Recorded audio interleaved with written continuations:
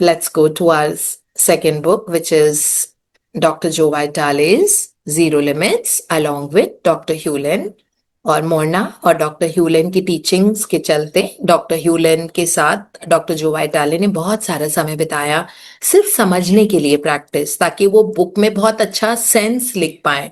और फिर जब उन्होंने किताब लिख ली थी, उसके बाद उन्होंने डॉक्टर ह्यूलन को भी पढ़ के सुनाई थी। और डॉक्टर ह्यूलन ने ही डॉक्टर जो वाइटाले को चूज किया था प्लैनेट पे से, इतने बिलियंस ऑफ पॉपुलेशन में से, कि ये पर्सन इन टीचिंग्स को दुनिया में लेके जाएगा। और वो सेल्स मैनेजर जो मैंने बताया था, जो मार्विन था, उसको उन्होंने चूज किया था कि ये जाके प्रचार करेगा अपनी आवाज को यूज करके, सेमिनार्स अटेंड करने, है ना। तो उसने अपनी सेल्स मैनेजर की जॉब छोड़ दी थी। अभी भी वो होपोनोपोनो का ही प्रचार कर रहे हैं। ये सब इसीलिए हुआ था, डॉक्टर ह्यूलन ने चूज किया था इन दोनों को बिकॉज ऑफ सर्टेन रीजंस। या सो हम वहां से आगे बढ़ते हैं।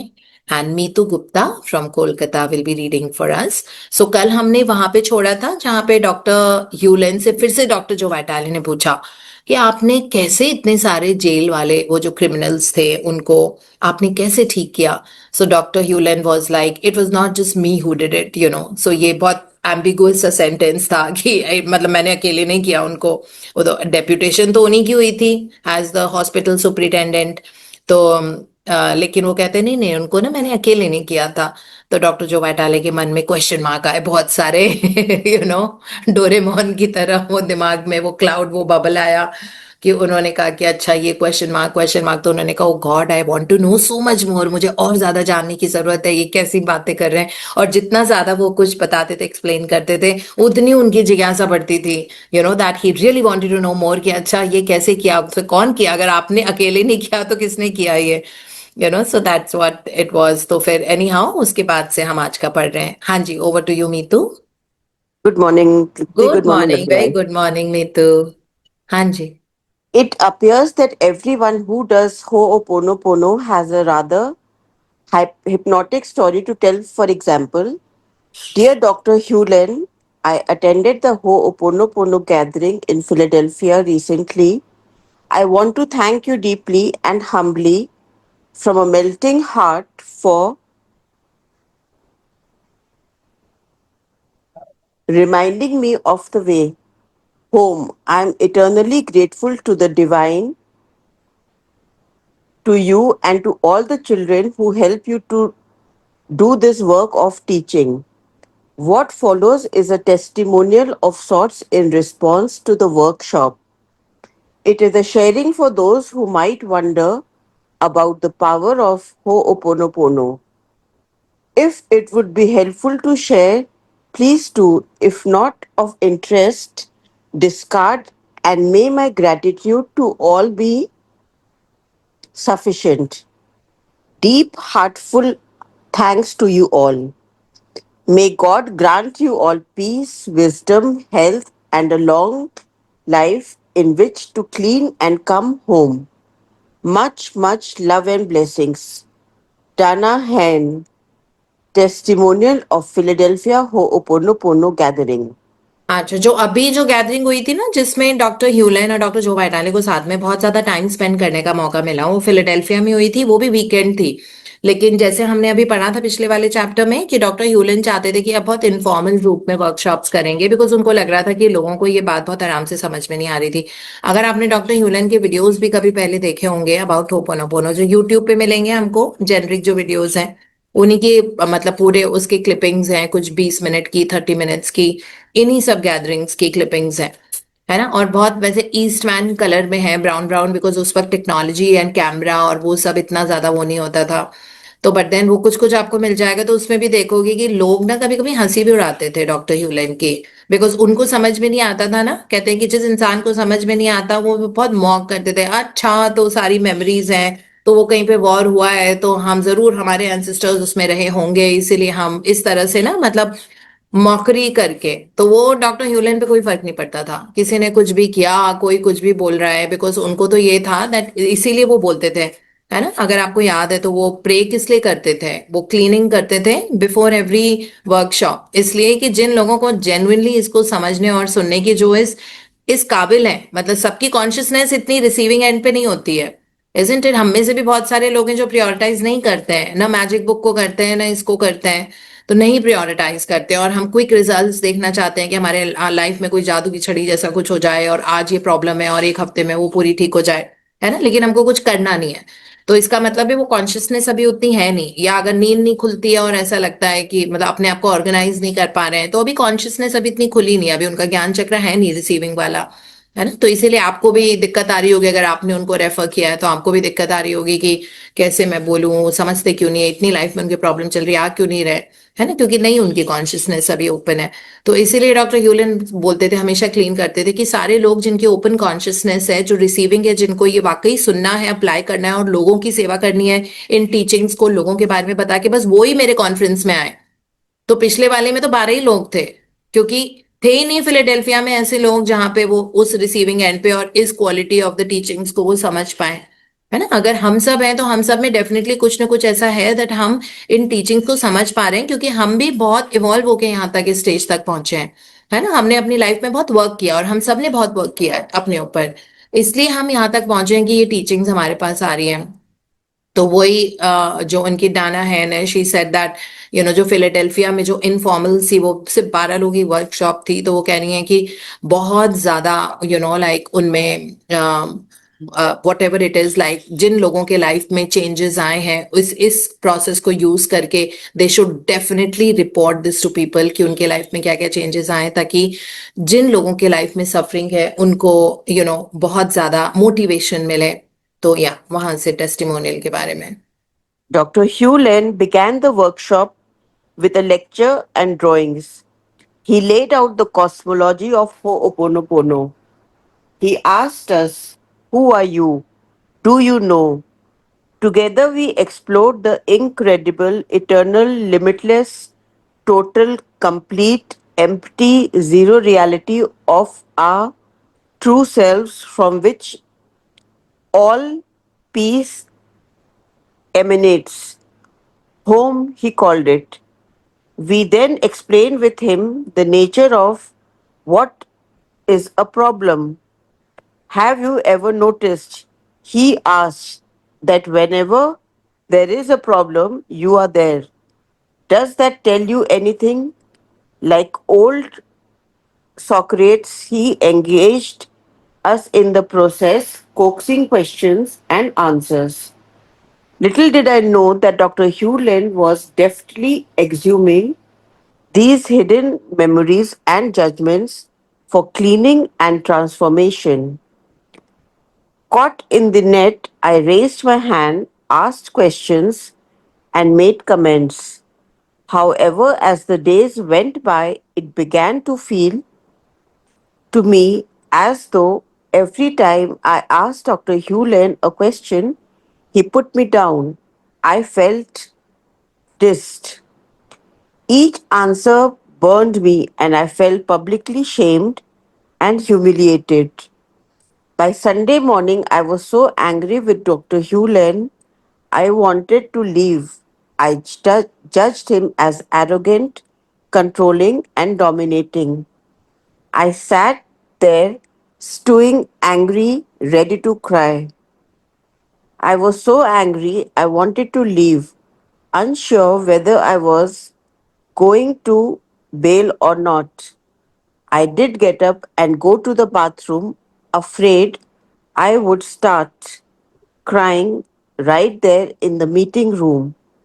I sat in one of those ammonia filled stalls and felt the rage, which my anger had now become. Oh, I felt such murderous rage. Some part of me did not want to let go of that rage, but something else kept prompting me to keep saying, forgive me, and I love you. I kept saying this over and over to the rage, and then I realized that this was not a new feeling, that I had felt this same rage percolate and disguise itself as a slow burn in the background of my consciousness before whenever my husband would put me down or whenever and always my lawyer mother had insisted on being right. And oh, she was one whose words could make black look white, confusing the innocent heart of this child. And then I understood. I got it. Aha, this is it. This is some ancient memory, the beam in my eye, the beam I thrust into others' hearts. This is the sword of memory that I carry in my heart and drag into my now and slay others. With Dr. Hugh Lin, my mother, my husband, Bush, Saddam Hussein, whoever I can accuse and slay out there. This is what Dr. Hewlin is talking about, the continual loop of tape and keeps playing over and over again. ये लंबा सा experience है, तो हम इसके बारे में थोड़ा सा समझ लेते हैं अभी तक क्या हुआ था। तो ये वही जो डाना थी उन्हीं का एक्सपीरियंस है। तो उन्होंने कहा उनके अंदर ना बहुत एंगर इश्यूज थे, और वो हमेशा लोगों को ब्लेम करती थी कि मेरा हस्बैंड, मेरे मदर बहुत डोमिनेटिंग इंसान है, क्योंकि उनकी मदर लॉयर थी। उनके हस्बैंड पे वो गुस्सा करती थी कि हमेशा मुझे डोमिनेट और कंट्रोल करने की कोशिश करता है, इस तरह। और बहुत सारे उनके जीवन में ऐसे लोग थे जो उनको बहुत गुस्सा दिलाते थे। तो वो डॉक्टर ह्यूलन की वर्कशॉप में गई, और उनका जो उन्होंने पूरा फ्राइडे इवनिंग से शुरू हुआ था, फ्राइडे इवनिंग डिनर, सैटरडे पूरा दिन था बाय द टाइम। और उन्होंने बहुत बार बीच बीच में ना उनको कुछ कुछ समझ में नहीं आ रहा था, और क्योंकि उनके अंदर एंगर था, एंगर बाहर से तभी कभी कोई दिलाता नहीं है ना। आप प्रेशर कुकर होते हो तो आपको एक फिंगर कोई लगाता है तो आपके प्रेशर कुकर में से विसिल निकलती है। प्रेशर कुकर दूसरा इंसान नहीं होता है ना, वो तो बस आपको ब्रश ऑफ करने आया था और आपके अंदर से वो एंगर निकला। तो जब भी आप बहुत किसी ने आपको कंट्रोल करने की कोशिश की होती है, प्रोलॉन्ग सैडनेस वो एंगर में परिवर्तित हो जाती है हमारे अंदर। तो इसीलिए हम ये नहीं बोल सकते my husband is a lousy man, this is a lousy man. नहीं, हमारे अंदर कुछ ना कुछ ऐसे ट्रेट्स होते हैं जिसके कारण वो सिचुएशन हमारे जीवन में आती है। तो ये दाना को उस वक्त पता नहीं था। वो तो आई अपना नॉर्मल ये वर्कशॉप अटेंड करने डॉक्टर ह्यूलिन की, एंड वन ऑफ द 12 जो फिलाडेल्फिया में थी।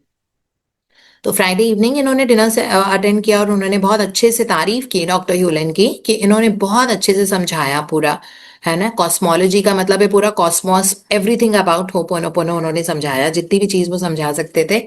और फिर उसके बाद सैटरडे, फ्राइडे इवनिंग खत्म हुआ, सैटरडे को बहुत अच्छे से उन्होंने पूरे दिन लिया, और बहुत सारे सवाल दाना को आए थे बीच में उस दौरान, क्योंकि उनको कुछ कुछ कुछ समझ में नहीं आ रहा था बीच बीच में। तो उन्होंने डॉक्टर ह्यूलन से पूछने की कोशिश की, और इनको ये लगा कि डॉक्टर ह्यूलन कितने ह्यूमिलिएटिंग और रूड और डोमिनेंट इंसान है, मेरी किसी भी बात का अच्छे से जवाब नहीं दे रहे, है ना। तो ये वो डॉक्टर ह्यूलन के बारे में सोच रही थी, क्योंकि उनको लग रहा था मुझे ह्यूमिलिएट कर रहे हैं, मुझे स्नैप कर रहे हैं, है ना, मुझे डिसमिस कर रहे हैं। कोई भी मैं पूछ रही हूँ तो कह रहे हैं अच्छा तुम चुपचाप बैठो, जबकि वो ऐसे ऑब्वियसली नहीं कर रहे होंगे। वी ऑल नो दैट जो इंसान के मतलब जिनको किसी का पिछला जन्म भी नजर आ जाता है, वो इंसान ऐसे नहीं करेगा। वो इंसान इंसान बाहर के खराब नहीं होते। तो ये उनका पर्सपेक्टिव था कि डॉक्टर ह्यूलन इज वेरी रूड, और वो ठीक से बात नहीं कर रहे, मेरी किसी बात का जवाब नहीं दे रहे, लाइक। और जो भी उन्होंने उनके वर्ड्स बोले, dominant, arrogant, angry, this kind of a person, who did not have manners, ये वो सब कुछ उन्होंने डॉक्टर ह्यूलन के बारे में बोला। और उनको लग रहा था कि मुझे अब और वर्कशॉप अटेंड नहीं करनी है, मैं इसको छोड़ के भाग जाना चाहती हूँ, है ना, फर्स्ट डे। लेकिन कुछ चीज तो इतना ज्यादा कि उनको वो मर्डरस रेज आ रही थी, मर्डर करने का मन कर रहा था, इतना गुस्सा। सोचो, उनको मतलब डॉक्टर ह्यूलन पे, वो भी of all the people in the universe, सोचो वो कितनी एंग्री पर्सन थी, मतलब सफरिंग पर्सन थी, कितनी सफरिंग थी उनकी लाइफ में। तो एनी हाउ वो उठ के चली गई बीच में से बाथरूम, है ना। और वहां जाके उनको लग रहा था कि वो किल कर दें या वो मर्डर करें, क्या करें डॉक्टर ह्यूलन का, उनको इतना गुस्सा आ रहा था। लेकिन अंदर से उनकी एक वॉइस आ रही थी, अंदर से एक आवाज आ रही थी जो लगातार बोल रही थी that please forgive me, I love you, please forgive me, I love you. क्योंकि उन्होंने अभी ताजा ताजा ये सीखा था 2 दिन में कि इस तरह से आप फॉरगिवनेस मांगो, कुछ ना कुछ रिपेंटेंस वाली चीज, मतलब आपको रिपेंट करना चाहिए। कुछ ना कुछ मेमोरी आपके अंदर ऐसी प्ले हो रही है, जिसके बारे में इन्होंने बताया दैट कोई शेयर्ड मेमोरी है जो प्ले हो रही है, जिसके जिसके कारण इतना ज्यादा गुस्सा आ रहा है। तो सोचो कितनी ज्यादा सफरिंग उन्होंने अपने अपने जहन में, अपने हार्ट में स्टोर करके रखी थी। तो लगातार वो ये चैंट भी करती जा रही थी, क्योंकि अभी उन्होंने सीखा था 2 दिन, और ऑब्वियसली डॉक्टर ह्यूलिन तो बहुत प्रे करके उन्होंने ये वाली कॉन्फ्रेंस ली थी, है ना। उन्होंने भी बहुत प्रे किया था कि सारे लोगों के जीवन में पूरी तरह से परिवर्तन आए उनकी टीचिंग्स के कारण। तो अब इस फीमेल का सारा जो मतलब वो मर्डरस रेज वाली एक्सटेंट होती है वो इसीलिए निकली थी, बिकॉज उनके जीवन में इतना ज्यादा ये डिपॉजिटेड था कि अभी सरफेस पे ऊपर आया, लाइक दूध में जैसे मलाई आती है, तो अब वो सरफेस के ऊपर आया और उनको वो गुस्सा, पूरा लाल होना, वो सब फील हो रहा था। तो लेकिन अंदर से एक डिविनिटी तो देखो सबके अंदर होती है ना, जो हमको उन मोमेंट्स में करेज देती है जब हमको जरूरत होती है। तो क्योंकि डॉक्टर ह्यूलन की प्रेयर, उनकी प्रेजेंस इनके जीवन में, तो क्लीनिंग प्रोसेस तो होना ही था, इसमें तो कोई डाउट नहीं था। तो वही वाली आवाज जो डॉक्टर ह्यूलन की प्रेयर्स थी, या उनके प्रेजेंस, उनका जो ऑरा था डॉक्टर ह्यूलन का, जिसके कारण अभी तक इनकी बहुत लड़ाई होती थी अपनी माँ से और अपने हस्बैंड से, जो इन्होंने बताया है ना। अनकंट्रोलेबल रेज इनके अंदर था उनके प्रति, और भी बहुत सारे लोगों के लिए। तो उन्होंने कहा कि अब मुझे दिखने लगा कि अच्छा, where is it coming from. बचपन से कुछ ना कुछ ऐसा होता रहा है कि जहां से ये इनको ना, मतलब उनके हस्बैंड और उनकी माँ हमेशा बोलती थी कि यही सही है, यही सही है, डोमिनेट करती थी।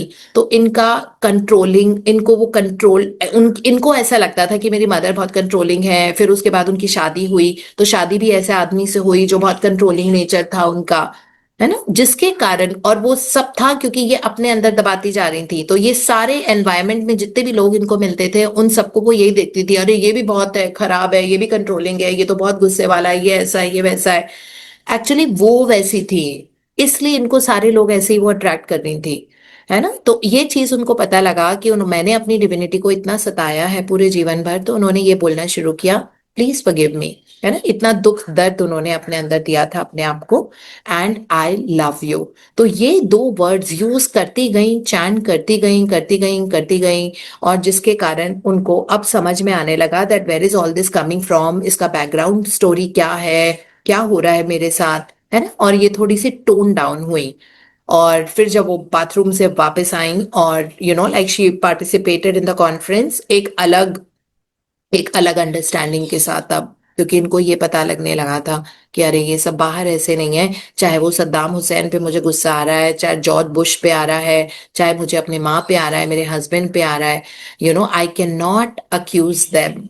एवरीथिंग, ये जो सारी चीजें हैं ये मेरे ही अंदर है, राइट। सो ये चीज उन्होंने कहा कि वही लूप में बार बार प्ले होती जा रही है, क्योंकि मेरी जिंदगी में एक पैटर्न आ रहा है, और उस पैटर्न को मुझे आइडेंटिफाई करना है, बाहर से कोई बुरा नहीं है। और फिर उसके बाद she continued with the conference, वहां से हम पढ़ेंगे। हाँ जी। I did not leave. I went back into the conference room and experienced a deep calm the rest of the day. I kept silently saying in my head, I am sorry, please forgive me, thank you, I love you. When Dr. Hugh Len answered questions after that, I felt only love from him, none of the previous emotions. He had not changed at all. Something in me had. Sometime after I returned to the room, Dr. Hugh Len shared a personal experience about his own introduction to Ho'oponopono. He had bailed the course not once but 3 times, each time thinking that the instructor was crazy and each time forfeiting the cost of the workshop. Did he know what I was thinking? Did he know that I had also almost just left because I thought he was crazy? During the next break, I cautiously approached Dr. Hugh Lane. Very lovingly, he explained that the ancient, oft repeated memory of male dominance had raised its head. He explained that this was a memory common to many and needed great persistence and diligence to heal. It would not be until I returned home that I would begin to understand the depth of healing that had occurred for me at the workshop. Throughout the weekend, Dr. Hugh Len gave us tools for transformation, tools that totally defy intellectualism, Not expecting results, I dutifully but skeptically held my pencil, said dewdrop, and tapped the three words that I had written on a sheet of paper, words that for me represented problems, computer, son, and husband. Again, I would not know the power of these words until I got home. या सो अभी फिर से समझते हैं, बहुत लंबा experience है। तो वो जब बाथरूम में गई था ना, और वहां से उन्होंने लगातार अपने आप को बोलते रही वो कि please forgive me, I love you और ये सब, क्योंकि उनको कॉन्फ्रेंस से भाग जाने का मन कर रहा था। उसके बाद something in her told her and she continued. वो वापस आई, कॉन्फ्रेंस रूम में बैठी, और उनके अंदर एक बहुत बड़ा शिफ्ट आ गया था, क्योंकि उनके अंदर इतना भरा हुआ था ना, और डॉक्टर ह्यूलन की प्रेजेंस के कारण उनको ये रियलाइजेशंस हुई कि नहीं, ये सब एनवायरनमेंट में ये मेरा पैटर्न है और मुझे इस पैटर्न को ब्रेक करना है, क्योंकि मेरे ही अंदर ऐसी मेमोरीज प्ले हो रही हैं जिसके कारण मैं अपनी रियल सिचुएशन में एविडेंस के तौर पे ये सब देख रही हूँ। So but then I can change. यही डॉक्टर ह्यूलन उनको बार बार बता रहे थे कि उन शेयर्ड मेमोरीज को आप प्रेयर से, आप उसको पूरी तरह से आप स्टेट जीरो पे जा सकते हो, है ना, अपनी यूनिपिली से कनेक्ट करके। तो उन्होंने वो जब वापस आई तो उन्होंने देखा कि कॉन्फ्रेंस रूम में पूरी एयर ही बदल गई है ना। तो वो डॉक्टर ह्यूलन से अभी भी, अब उनको दिख रहा था कि डॉक्टर ह्यूलन इनको सिर्फ प्यार दे रहे हैं। उनको नहीं लग रहा था ऐसे कि वो रूड है और इस तरह से, and he is this kind of a person. इतने एडजेक्टिव्स उन्होंने डॉक्टर ह्यूलन के लिए बोले थे, है ना। लेकिन अब जब आई थी, जब वो बाथरूम गई और उनको भाग जाने का मन कर रहा था, तो उनको बहुत सारे रियलाइजेशंस हुए उस थोड़ी सी देर में कि क्या था, ये कहाँ से आ रहा है से सब। और उनको अब होपोनोपोनो की जो प्रैक्टिस है, जो उनके अंदर हो रहा था, उनको बहुत अच्छे से डिटेल में समझ आने लगी। फिर उन्होंने something in her majorly shifted, ऐसे लग रहा था जैसे कोई कर्टन रेज हो गया। और उसके बाद जब रूम में आई तो एयर ही अलग थी। उनको प्यार दिख रहा था, डॉक्टर ह्यूलन एक एक शब्द बोल रहे थे, तो उनको ऐसे लग रहा था डॉक्टर ह्यूलन बहुत ज्यादा प्यार दे रहे हैं उनको, है ना। और फिर उसके बाद डॉक्टर ह्यूलन ने ना कुछ कुछ क्वेश्चंस एड्रेस करने शुरू, मतलब क्वेश्चंस नहीं, अपने एक्सपीरियंसेस बताए कि जब वो नए नए इस प्रैक्टिस में आए थे तो किस तरह उनको लग रहा था कि जो उनको होपनोपोनो के बारे में बता रहे हैं वो क्रेजी पर्सन है, उनका दिमाग ठीक नहीं है, ऐसे थोड़ी होता है, इस तरह बातें कर रहे थे।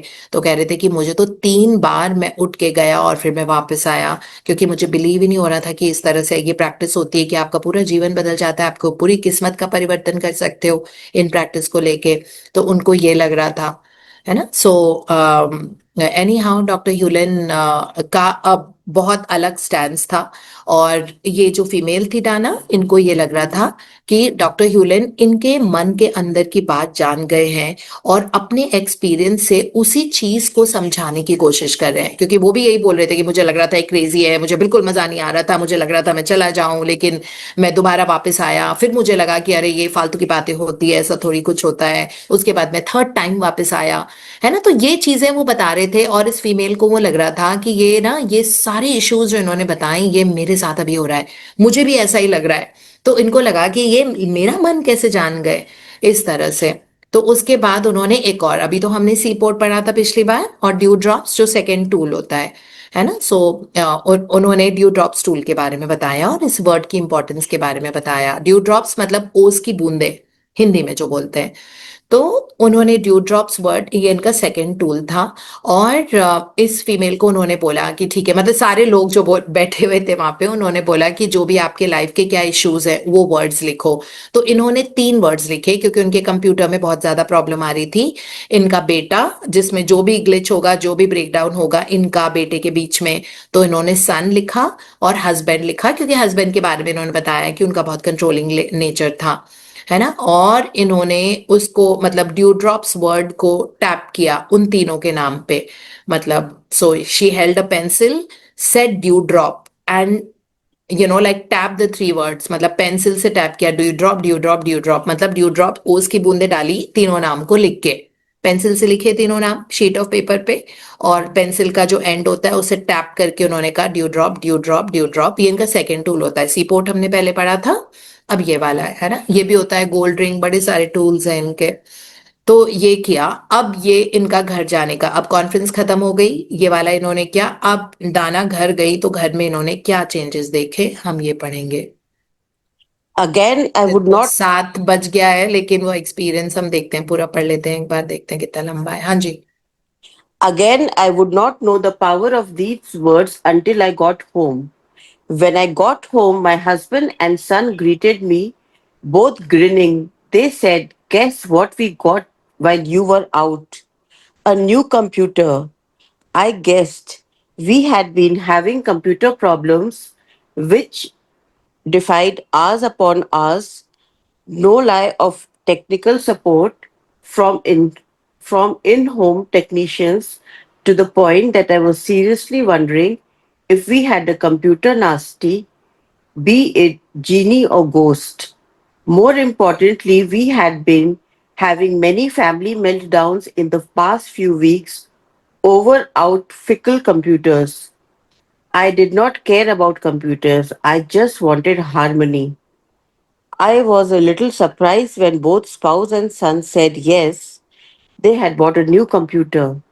They had agreed just the previous night to wait another 6 months to get one with the new 64-bit processor.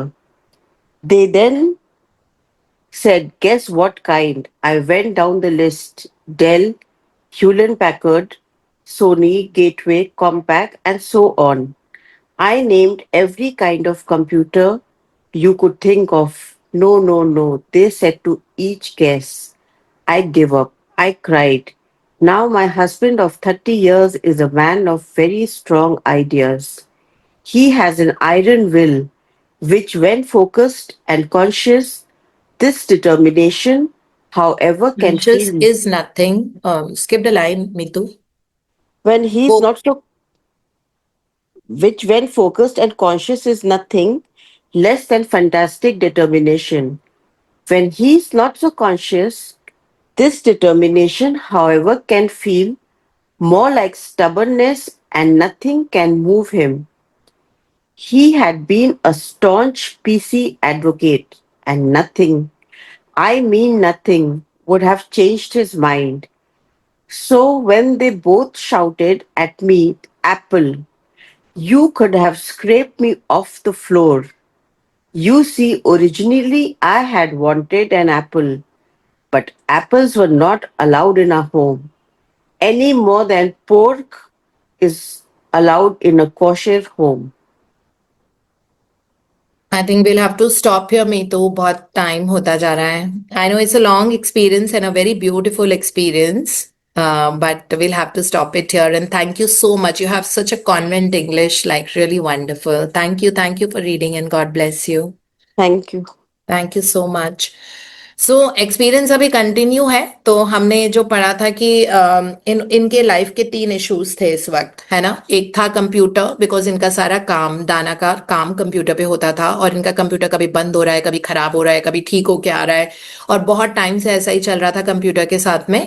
तो उन्होंने कंप्यूटर लिखा, दूसरा लिखा सन जो उनका बेटा था, और तीसरा लिखा हस्बैंड, क्योंकि हस्बैंड के साथ इनकी बिल्कुल बन नहीं रही थी। मतलब बहुत they never got along together. तो इन्होंने ये 3 इश्यूज रखे और पेंसिल से ड्यू ड्रॉप किया, है ना। मतलब इमेजिनरी ड्यू ड्रॉप किया, क्योंकि ड्यू ड्रॉप टूल होता है सीपोर्ट की तरह। तो ये किया, और उसके बाद जब वो घर गई, उसके बाद कॉन्फ्रेंस मतलब एंड हो गई, because it was a Sunday. Conference and हो गई, और वो जब घर गई, and she was shocked when she got home. You know, वो अभी अभी इतना क्लीनिंग टूल्स और वो सब कर करके डॉक्टर ह्यूलेन के साथ समय बिता के आई थी, और आते से ही उन्होंने, यू नो, लाइक उनके हस्बैंड और उनके बेटे, जो उनसे बहुत दिनों से बात नहीं कर रहे थे, वो कह रही थी कि ठीक है, हस्बैंड और बेटे ने मुझे वापस घर पे वेलकम किया। कहते हैं हमारा घर ऐसा नहीं है, मतलब जैसा इन्होंने बताया कि कोई किसी से बात नहीं करता, बहुत ज्यादा फ्रिक्शन है, और कुछ ना कुछ चलता रहता है, अनरेस्ट घर के अंदर, बिल्कुल हार्मनी नहीं है, और कुछ दिनों से तो लड़ाई झगड़े बहुत ज्यादा हो रहे थे। कहती हैं पहले तो उन दोनों ने मुझे वेलकम किया, क्योंकि संडे का दिन था, छुट्टी थी उन लोगों की, तो वो घर पे होंगे। तो when she went back, she they really welcomed her, you know, with wide open arms, that you know, और बहुत हैप्पीनेस के साथ उन्होंने कहा, guess what do we have for you. और उन्होंने वो कंप्यूटर दिखाया नया वाला, वो भी एप्पल। यू नो, तो ये कह रही है हमारे घर में एप्पल के कोई प्रोडक्ट्स अलाउड ही नहीं थे, कभी भी नहीं। तो और उसके एक रात पहले, जब इनको सुबह जाना था, पिछले दिन भी कॉन्फ्रेंस थी डॉक्टर ह्यूलेन की, लेकिन रात को जब बेटा और हस्बैंड वापस आए थे, तो इनकी बैठ के डिस्कशन हुआ था जब इन्होंने कहा था कि मुझे कंप्यूटर खरीदने की जरूरत है, उन्होंने कहा तो 6 महीने तो नाम ही मत लेना, तो इन्होंने कहा था चलो छोड़े इनसे बात करने का। फिर वो पूछ रहे थे कि मुझे वो 64 वो वाला बिट्स का प्रोसेसर ही चाहिए, मतलब ऐसा वाला कंप्यूटर चाहिए जो हैवी डेटा को प्रोसेस कर ले। तो उन्होंने फिर कहा कि ऐसे कौन से कंप्यूटर है, फिर उन्होंने खूब सारे आइडियाज दिए कि सोनी है, ये है, वो है। तो वो सारा उन लोगों ने कहा कि अभी तुम क्या मतलब ऐसी बातें कर रही हो, तो वो लोग इनकी बात भी सुनने को तैयार नहीं थे। तो इन्होंने कहा कि चलो ठीक है, उन्होंने बोला था कि 6 महीने अभी तक कुछ नहीं हो सकता, अभी नहीं आएगा कंप्यूटर। तो इन्होंने कहा कि गिव अप कर दिया, ये कह के कि मुझे पता है कि मेरे लिए इन लोगों को कुछ करना है, ये करेंगे नहीं, है ना। रात को ही बात हुई थी और अगले दिन जब ये कॉन्फ्रेंस अटेंड करके आई तो सोचो इनके हार्ट में परिवर्तन आया, है ना, जब इन्होंने वो एंगर इश्यूज और उनको प्लीज फॉरगिव मी और आई लव यू बोला अपने इनर बीइंग को, अपनी यूनिपिली को। तो मतलब अपने सबकॉन्शियस माइंड को जब उन्होंने कहा, मतलब जो डिविनिटी हमारे अंदर है उनसे ही हम बोलते हैं ना I am sorry please forgive me. तो उन्होंने जब अपने अपनी डिविनिटी को I am so please forgive me और आई लव यू बहुत सारा किया, तो उन्होंने खुद अपने अंदर शिफ्ट महसूस किया। और डॉक्टर ह्यूलेन के पास भी उसके बाद मतलब वो जब गई तो उन्होंने डॉक्टर ह्यूलेन को एक बहुत अलग पर्सन के रूप में देखा, और वो ही जिनको लग रहा था उनको मैं भाग जाऊं, मुझे उनका मर्डर करने का मन कर रहा है, मुझे उनकी शक्ल नहीं देखनी है, वही पर्सन इनको बहुत लव के साथ दिखने लग गए, है ना। तो इस तरह से तो जब ये शिफ्ट आया उसी वक्त शिफ्ट उनके हस्बैंड और बेटे में भी आया, क्योंकि इनका हार्ट शिफ्ट हुआ। और वो लोग पीछे से जाके जब ये कॉन्फ्रेंस के लिए आई हुई थी, वो सुबह जाके इनके लिए कंप्यूटर नया खरीद के ले आए थे, and she was shocked. She said कल ही तो रात को बात हुई है जब ये लोग बात सुनने को भी तैयार नहीं थे और बोल रहे थे कि 6 महीने तक तो इस बारे में सोचो मत, है ना। But now they all did it, मतलब वो दोनों लेके आए और वो भी कौन सा फाइनली किया, so when they both shouted at me Apple and she could not, कहती है मुझे लग रहा था कि मेरे धरती के मतलब धरती जमीन खिसक गई है मेरे नीचे से। This is what she had said in English, कि मुझे बिलीव ही नहीं हो रहा था, it was like that you could have scraped me off the floor. ऐसा उनको लग रहा था कि ये क्या हो गया, बिकॉज हमारे घर में एप्पल लाना अलाउड ही नहीं था, जैसे उन्होंने बोला, but apples were not allowed in our home any more, है ना। लाइक पोर्क किसी वेजिटेरियन जगह पे अलाउड नहीं होता ना, पोर्क पोर्क एक मीट होता है जो वेजिटेरियन की जगह पे, सात्विक जगह पे अलाउड नहीं होता। उसी तरह से वो कहता है, मेटाफोरिकली बोल रही है, वैसे ही एप्पल हमारे घर में अलाउड नहीं था। तो इस तरह से कहती है कि पता नहीं है कैसे सब हुआ, तो डिविनिटी का ही काम था, बाकी का हम कल पढ़ेंगे, या कल ये अपनी मैरिज के बारे में बताएंगी या जो भी है, that way. So this is all we have in the today session. Thank you so much.